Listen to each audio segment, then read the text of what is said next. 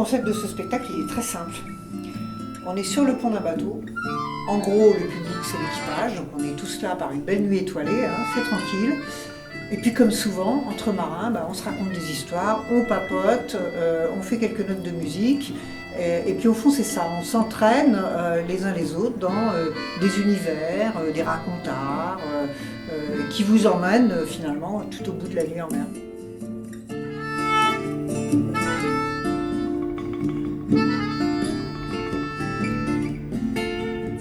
C'est pas forcément du tout un spectacle pour des gens qui naviguent et pour des marins, c'est un spectacle pour tout le monde.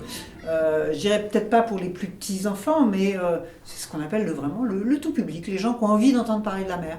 Donc ça parle des poissons, il y a des gens qui vont dire « Ah oui, je me souviens quand je naviguais, je voyais les reflets du plancton, c'était comme ça, ah les albatros, je me souviens ».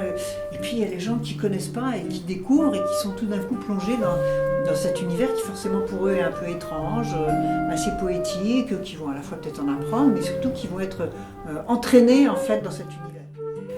Moi ce que j'ai voulu, ce qu'on a voulu avec Pascal, c'est créer des sortes d'univers qui allient donc une musique et une histoire. Et il y a des univers extrêmement différents.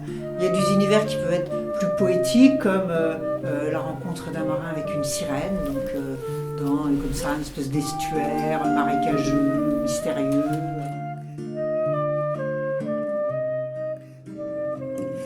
Il ne distingue pas vraiment, mais il lui semble qu'elle a de grands yeux. Et que ses cheveux sombres descendent sur ses épaules et forment comme une cape qui cache ses seins. Il a chaud. Il sent la sueur qui lui ruisselle le long du dos et qui s'accumule le long de sa ceinture de flanelle. Il a chaud, mais il ne dira rien. Il ne faut pas réveiller les autres. Non, surtout pas les réveiller, encore moins le commandant. C'est une petite histoire que j'aime bien, c'est l'histoire de la sardine, voilà. C'est lié à un souvenir d'ailleurs personnel, de tout d'un coup dans la nuit on entend des bruits bizarres, et puis au bout de tout un moment, on s'aperçoit qu'en fait c'est des bandes de sardines qui se baladent autour du bateau comme ça, et ça vous fait penser à plein de choses, à la civilisation de la sardine, j'allais dire ça, en Bretagne ils savent bien ce que je veux dire. Sardine, sage sardine, par 6 dans sa boîte fine.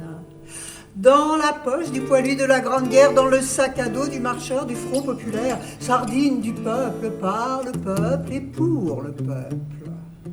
Ce que j'aime bien dans ce spectacle, c'est qu'on n'a besoin de rien. On se balade, Pascal avec sa guitare sur le dos, moi avec un sac ou une petite valise, et puis on débarque un peu comme les baladins de jadis. Hein. On arrive, on se pose sur une place de village, on se pose dans une chapelle, chez des gens, sur le toit d'un container, sur le pont d'un bateau. Voilà, on est sur le pont d'un bateau. Et puis les gens s'assemblent, l'équipage s'assemble. Il y en a un qui commence à prendre sa guitare, qui joue 3 notes. Il y en a un autre qui démarre une histoire. Puis alors, ça y est, c'est parti.